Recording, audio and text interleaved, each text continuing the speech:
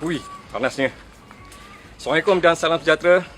Anda bersama dengan saya, Timbalan Penguasa Bomba Nazizul Hasman Rizal bin Hajar Maidin, Ketua Cawangan Praktikal Kebombaan, Akademi Bomba dan Penyelamat Malaysia Wilayah Timur, dalam video tutorial pemantapan teknik pemadaman atau firefighting teknik. Api, tuan-tuan boleh lihat, merupakan suatu reaksi kimia yang berlangsung secara tepat antara bahan bakar, oksigen dan haba dengan perbandingan yang tepat dalam menghasilkan tenaga haba dan cahaya. Operasi pemadaman kebakaran pada masa ini amat mencabar selaras dengan pembangunan dan kemajuan negara. Ini adalah cabaran yang perlu dihadapi oleh Jabatan Bomba dan Penyelamat Malaysia. Oleh yang demikian, kemahiran dan kompetensi pasukan pemadam haruslah meningkat supaya ianya dapat dilaksanakan dengan secara efektif dan profesional. Teknik pemadaman serta penggunaan alat dalam operasi pemadaman kebakaran adalah kemahiran yang harus dimiliki oleh setiap pegawai bomba. Manakala taktik pemadaman adalah kemampuan untuk menganalisa situasi sehingga dapat melakukan tindakan dengan cepat dan pantas tanpa melibatkan kehilangan nyawa dan harta benda. Semoga video tutorial ini dapat memberi sedikit perkongsian berkaitan dengan operasi pemadaman kebakaran. Mari sama-sama kita mendengar serta berkongsi ilmu kebombaan selepas ini.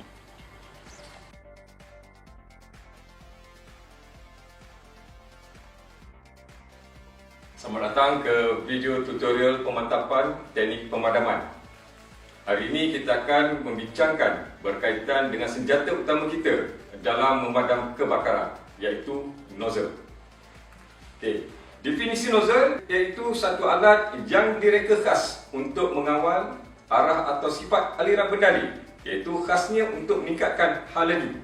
Selain itu, ia juga dicipta untuk mengalirkan air untuk memadam kebakaran dengan menggunakan kadar air yang betul dan bentuk pancutan yang sesuai kepada tempat yang dikehendaki. Terdapat dua kategori nozzle, iaitu nozzle lubang padu atau dikenali dengan solid bore dan nozzle gabus atau dikenali dengan POG. Apakah tugas utama nozzle? Nozzle ditugaskan untuk membantu memadam kebakaran dengan mengalirkan air dan buih pada kadar yang betul. Ianya berbentuk pancutan dan semburan yang dihalakan ke punca api. Apakah fungsi utama nozzle? Dia ada tiga fungsi, iaitu pertama, kawalan aliran, kedua, mendapatkan jarak pancutan, iaitu di mana kadar aliran tertentu di nozzle dan tekanan yang diberikan oleh pump akan menentukan jarak pancutan. Yang ketiga, membentuk jenis semburan. Okey, kalau kita lihat nozzle yang ada, ianya boleh mengubah bentuk semburan dengan memusingkan rubber bumper. Jenis semburan atau lebih dikenali dengan fire stream pattern yang diberikan adalah berbentuk straight stream atau lebih dikenali dengan jet. Fork stream atau dikenali dengan kabus. Tetapi dalam fork stream ia dipecahkan kepada dua, iaitu wide angle dan juga narrow angle. Yang ketiga, broken stream dan juga combination stream. Okey, kita pergi seterusnya, iaitu ciri-ciri utama nozzle. Yang pertama, flow pattern. Boleh membentuk pelbagai bentuk bagi memastikan pemadaman dapat dilakukan dengan berkesan. Yang kedua, selectable flow atau pemilihan aliran, iaitu pemilihan kadar aliran bergantung kepada teknik pemadaman yang dilakukan. Sebagai contoh, adjustable flow, fixed flow dan juga constant flow. Yang ketiga, shut-off valve, iaitu mengawal pengeluaran air. Ianya mengikut kepada keperluan anggota semasa melakukan pemadaman.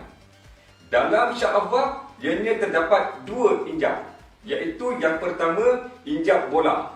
Ianya digerakkan 90 darjah ke hadapan untuk menutup dan ke belakang untuk membuka. Gerakan mesti dilakukan sepenuhnya dan cepat bagi mengelakkan berlakunya golakan air dalam. Yang kedua, dalam shut-off valve, iaitu injap gelongsor.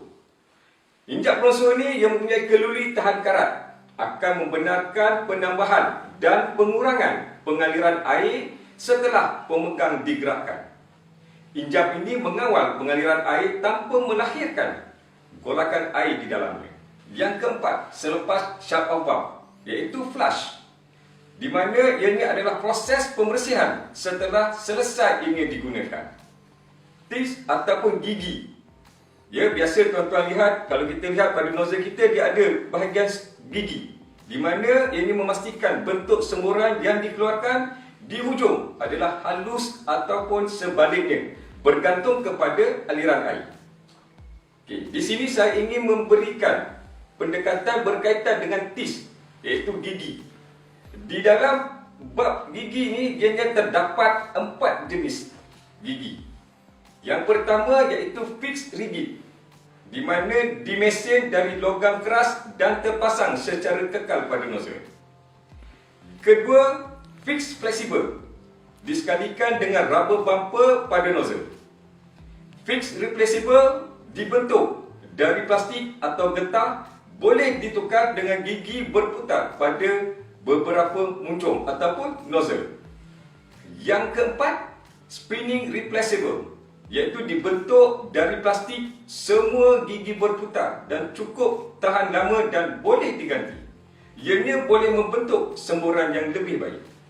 Seterusnya adalah rubber bumper, di mana rubber bumper ini adalah keselamatan untuk spinning teeth dan memudahkan penukaran bentuk semburan. Yang ketujuh, iaitu pistol grip. Ianya memastikan anggota dapat mengawal nozzle dengan baik. Dan yang akhir sekali, dalam ciri-ciri nozzle adalah male coupling. Ianya adalah untuk penyambungan delivery hose ataupun hose hantaran. Habis berkaitan ciri-ciri berkaitan dengan nozzle, kita pergi kepada 3 kumpulan nozzle. Untuk makluman semua, nozzle ini dia ada 3 kumpulan. Yang pertama, ianya dikenali dengan low volume, di mana low volume ni adalah kadar aliran 230 liter per minit ke bawah. Di mana kita nak dapat low volume ni? Itu persoalannya. Okay, untuk makluman, low volume ini kita boleh lihat, iaitu pada hose reel atau salur bantu mula pada jentera. Hose sepanjang 200 kaki. Tekanan kerja nozzle bertekanan tinggi hingga 40 bar. Dan ianya boleh digunakan untuk mendapatkan tekanan kerja nozzle pada 7 bar. Okay, itu adalah berkaitan dengan low volume. Okay, seterusnya kita pergi kepada yang cukup popular yang kita gunakan, iaitu hairline. Di mana hairline ni ada 2, iaitu smooth bore dan juga fork. Okay, smooth bore ni adalah lubang padu dan fork adalah semburan kabus. Ciri-ciri atau spesifikasi dia iaitu kadar aliran adalah 230 liter per minit sehingga 1320 liter per minit. Nozzle ini juga dicipta untuk mendapat tekanan kerjanya pada tekanan 7 bar. Tekanan kerja nozzle iaitu nozzle operating pressure, iaitu 7 bar atau 100 PSI. Tekanan terendah nozzle kumpulan handline dibenarkan beroperasi dan ada kelihatan jarak pancutan serendah 5 bar dan tekanan tertinggi adalah 14 bar. Okay, kita pergi seterusnya kepada master street yang ketiga dalam kumpulan nozzle, iaitu kadar aliran melebihi 1325 liter per minit. Nozzle ini mempunyai 4 kadar aliran pilihan sehingga 3800 liter per minit. Memerlukan kemampuan pump cara berangkai selari atau dikenali dengan parallel relay pumping untuk kadar aliran yang tertinggi pada nozzle operating pressure iaitu 7 bar. Boleh beroperasi menggunakan buih. So hari ini kita nak bincangkan dengan kumpulan nozzle yang kedua, iaitu handline, yang ianya sentiasa menjadi persoalan dan kemuskilan dalam pembelajaran. So kita pergi satu persatu. Sila ambil perhatian dan dengar dengan teliti. Okay, kita pergi yang pertama, iaitu nozzle yang pertama. Nozzle yang pertama ini adalah solid bore ataupun smooth bore ataupun plain. Tapi tuan-tuan biasa dikenali dengan plain. Okey, ini adalah plain nozzle. Ini adalah nozzle yang pertama, iaitu solid bore ataupun plain nozzle.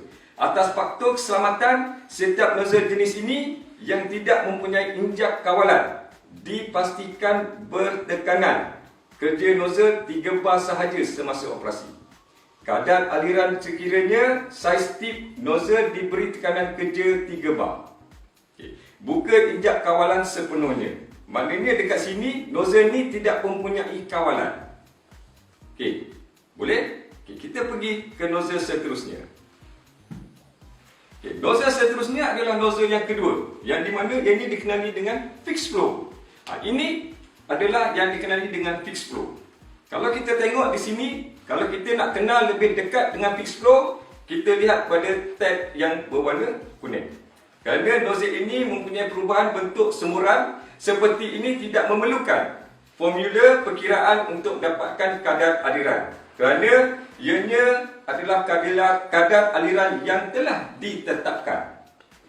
Okay. Hanya satu aliran yang disediakan pada tekanan kerja nozzle 7 bar. Tertera di hadapan bumper. Menggunakan injap kawalan berbola, pembersihan flush boleh dilakukan semasa operasi. Dan kadar aliran tidak berubah pada semua bentuk semburan. Dan jarak pancutan masih jauh pada tekanan serendah 5 bar. Bentuk semburan gabus dikembangkan dari 45 darjah hingga 110 darjah. Boleh digunakan bersama dengan buih. Okay. Kita tengok bahagian dia. Bahagian yang dikatakan pada fixed flow nozzle. Okay. Pada fixed flow nozzle ini terdapat beberapa bahagian. Kalau kita lihat tadi ciri-ciri nozzle, kita boleh lihat yang pertama ianya adalah berkaitan dengan rubber bumper. Okay. Di mana rubber bumper? Ini dikenali sebagai rubber bumper. Okay. Ini rubber bumper. Okay. Rubber bumper ini digunakan untuk melindungi spinning disc. Ini adalah gigi, pada bahagian gigi. Okay. So, ini rubber bumper. So, inilah yang akan mengawal bentuk semburan. Sama ada kita nak gunakan semburan gabus ataupun semburan pancutan. Okay. Kedua, seterusnya adalah berkaitan dengan shut off valve. Okay. Ini adalah shut off valve, di mana shut off valve inilah yang mengawal untuk membuka dan menutup aliran. Yang ini adalah pistol grip. Okay. Pistol grip ni digunakan sebagai pemegang. Inilah yang akan cara menggunakannya. Okay. Tuan-tuan boleh lihat, bila kita pegang ni, ibarat kita memegang pistol. Okay. Sebab tu yang ini dikenali dengan pistol grip. Okay. Kemudian male coupling. Ini male coupling. Okay. Okay. Ini adalah fixed flow nozzle. Okay. Kita pergi seterusnya. Nozzle yang seterusnya, nozzle yang ketiga, di mana nozzle ini cukup popular, cukup mudah digunakan. Nozzle yang tiga ini adalah selectable flow atau lebih dikenali dengan adjustable flow. Yang ini tuan-tuan biasa lihat, nozzle ini berada dalam jentera. Okay. Nozzle ini jenis selectable flow dan sama ada dari jenama apapun, merupakan jenis yang terbaik dan mudah dikenalikan untuk mendapatkan jarak pancutan yang berbeza-beza. Dengan melakukan pertukaran pilihan kadar aliran dari tinggi ke rendah atau sebaliknya, dan serentak diikuti akan berlaku perubahan pada jarak pancutan. Okey. 4 pilihan aliran yang disediakan selain pilihan untuk flush. Tekanan minima nozzle adalah 5 bar dan tekanan maksima adalah nozzle adalah 14 bar. Menggunakan injap kawalan jenis bola. Kadar aliran tidak berubah pada semua bentuk semburan. Bentuk semburan gabus boleh dikembangkan seluas 110 darjah. Pembersihan nozzle flush boleh dilakukan semasa operasi. Sesuai untuk digunakan bersama dengan campuran buih. Okey. Kalau kita lihat sebentar tadi, iaitu bahagian pada fixed flow, sekarang ni kita lihat kepada adjustable nozzle ataupun adjustable flow. Apa yang membezakan antara fixed flow adalah pilihan 4 kadar aliran. Okey, kita boleh lihat 4 kadar aliran. 4 kadar aliran adalah yang berada di sini. Tuan-tuan boleh lihat pada tangan saya ni. Ini adalah 4 kadar aliran. Yang mana aliran-aliran ni yang akan mengubah aliran yang kita perlukan. Okey. Yang lain adalah sama. Okey. Habis berkaitan dengan nozzle adjustable flow, kita pergi kepada nozzle yang keempat. Okay. Nozzle yang keempat ini jarang ditemui, hanya ada di akademi. Tetapi sekiranya ada dalam jentera, nozzle ini dikenali dengan automatic constant pressure. Okay.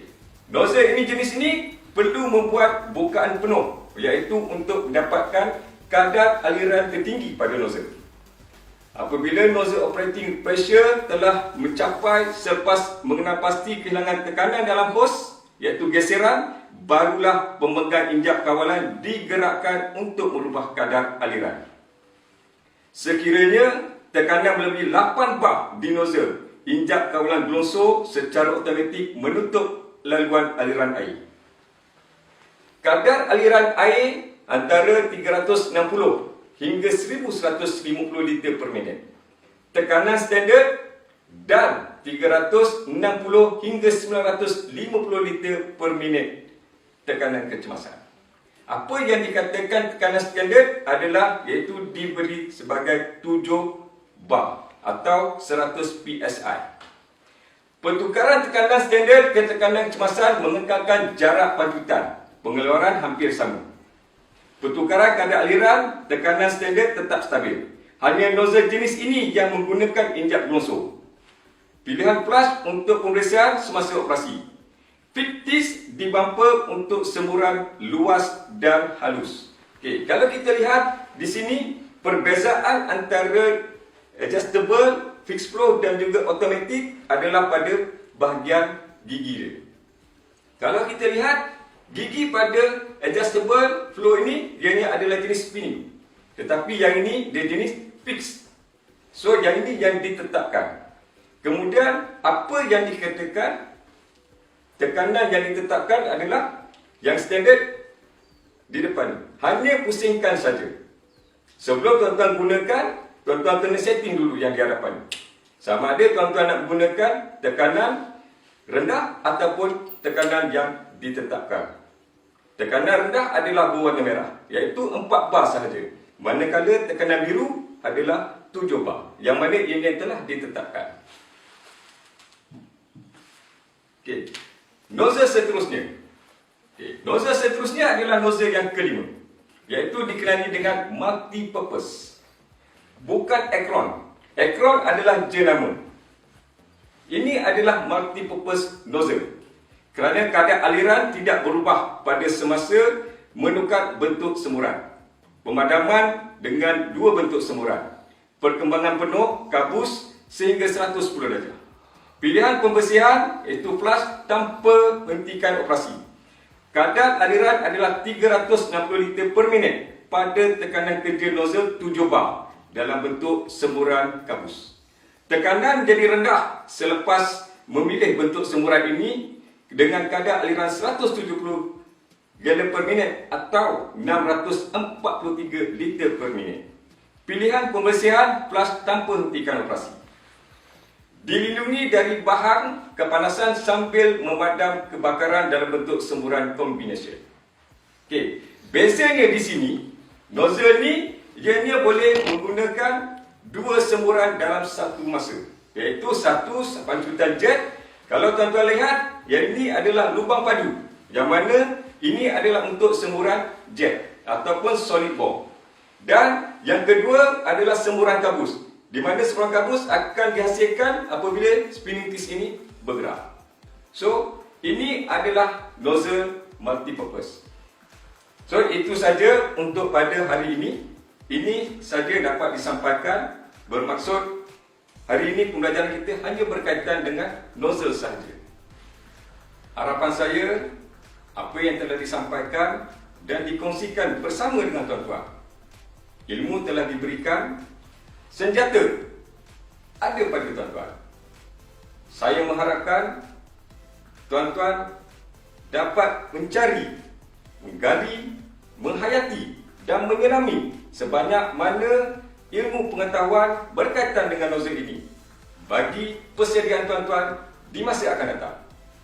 Soalan akan dibekalkan oleh bahagian latihan Ibu Pejabat Jabatan Bomba dan Penyelamat Malaysia nanti. Saya mengharapkan agar tuan-tuan dapat menjawab segala soalan yang diberikan dengan jaya. Akhir kata, semoga kita berjumpa lagi di dalam video tutorial pemantapan teknik pemadaman yang akan datang. Saya sudahi dengan wabillahi taufiq wa hidayah. Assalamualaikum warahmatullahi wabarakatuh.